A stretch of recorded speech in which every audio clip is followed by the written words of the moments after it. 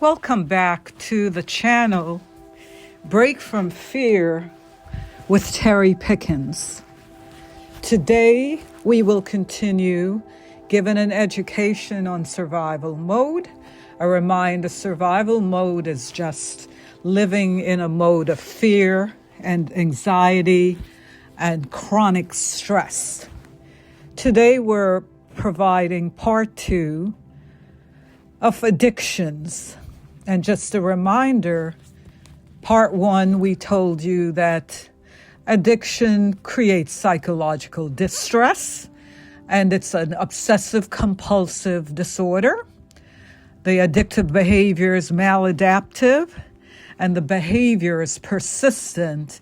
And we reminded you that you could be addicted to a substance, to religion, cutting coupons, work, gambling, resting, just about anything you could be addicted to.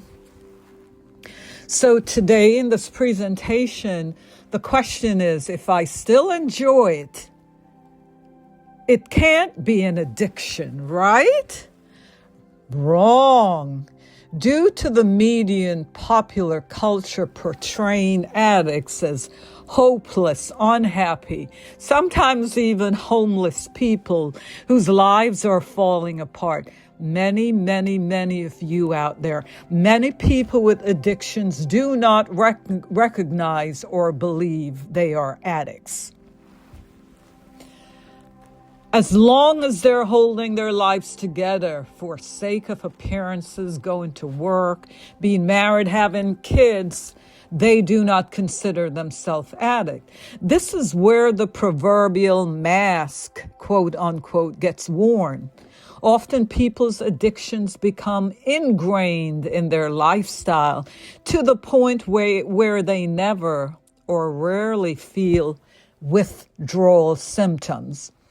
Or they may not recognize their withdrawal symptoms for what they are, putting them down to aging, working too hard, some physical illness, or in the case of religion, feeling they can't live without God because of the meaningless emptiness of being without Him. Well, the emptiness one feels in religion or in hoarding is the same emptiness the alcoholic or the drug addict feels before taking a hit. It's what prompts them to take that hit. Emptiness is not a normal, natural part of being a human being. People can go for years without realizing how dependent they are on their addictions. The drug addict gains sobriety only to become addicted to something milder like coffee or cigarettes. Once you get rid of one addiction due to the vacuum effect, another substance jumps in to fill that void. God is part of us, so there should be no void within our soul. The Bible says the kingdom is within. So what could cause you to feel this emptiness or this void? The answer is really not complicated. It's spiritual bankruptcy. And that just simply means a separation from God, if only because of our belief. So it could be just your belief that there's no God. It's still spiritual bankruptcy. Any separation from God causes fear and the feeling of a void that needs to be filled. Once again, we talked about survival mode being about fear. Fear is a bluffer. It's something that you're not to live in. This fear is mostly irrational. And because it is never ending, we live in survival mode. Remember, there is rational fear when something real is happening, but when it's irrational, it takes over your life for a long time. Today, most adults use the term survival mode loosely, concluding that something is wrong with their thinking and their behavior, especially the part that is fear-based. However, as a reminder, the process of entry into survival mode started soon after birth with the young child whose underdeveloped brain, when they do not have the capacity to understand the context of most of the things that happen to them on a day-to-day basis, they go into fear. These things include corporal punishment, being exposed to media or other adult-rated issues, sex abuse, the threats of siblings, parents yelling, or being impatient when the child misbehaves, throws a tantrum, etc.